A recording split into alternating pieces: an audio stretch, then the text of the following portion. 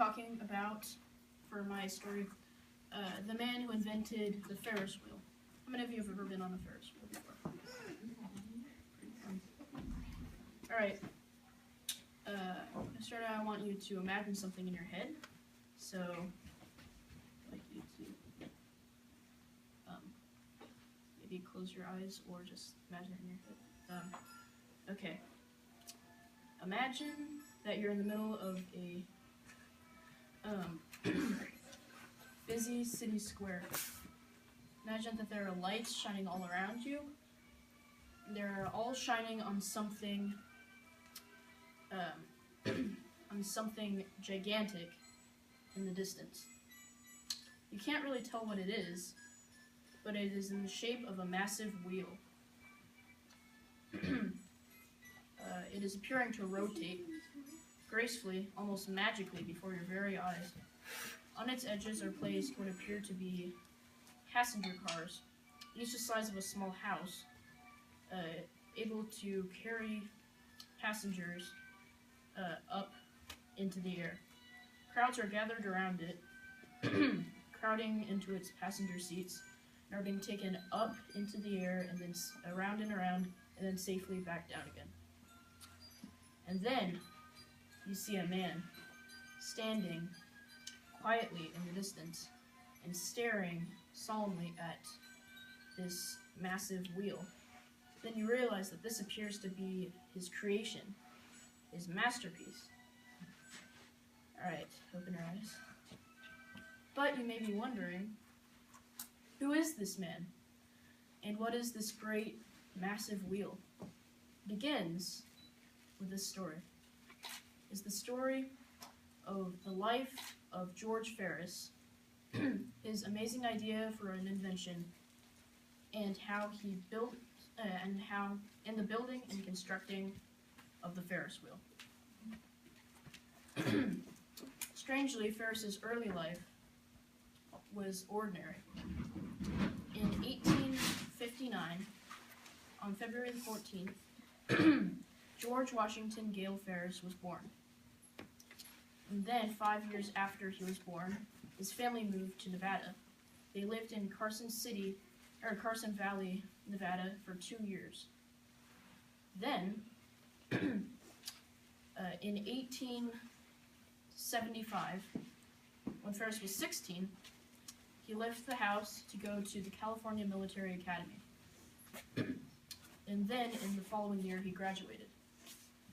Later, he started his career in the railroad industry. Then he became interested in bridge building. This was the beginning of the path that led to him inventing the Ferris wheel. In 1891, it was 2 years before the Great World's Fair.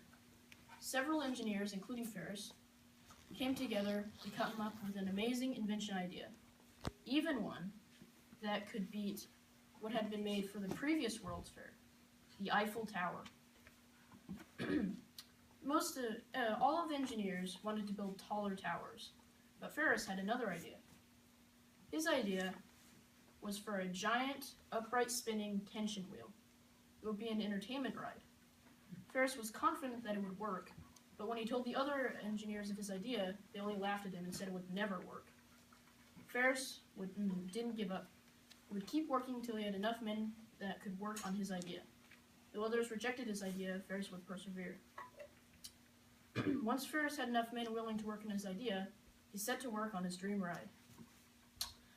Ferris had discovered that he had only 2 or 5 months to complete his wheel.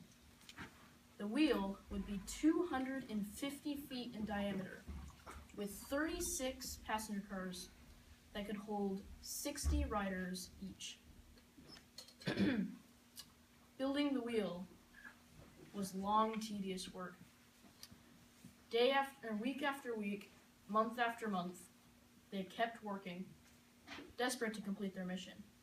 And finally, the wheel was complete. But would it work? The crowd held their breath as George Ferris and his wife took the first test ride.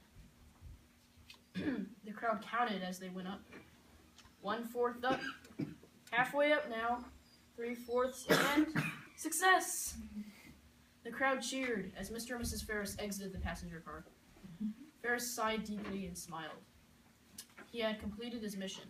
His wheel worked. Though others rejected his idea, he had completed what he had decided to do, just like he knew he would. And so, Ferris became famous for his incredible invention. His life, his idea for a new invention, and ultimately building and constructing the Ferris wheel showed that Ferris was a man of confidence who wouldn't give up on an idea. And the Ferris wheel today still remains to be a very popular and entertaining attraction ride. It is now one of the most famous fair rides because of George Ferris's great work. Maybe someday, if you're confident, you can be an inventor or an engineer just like George Ferris. There you go.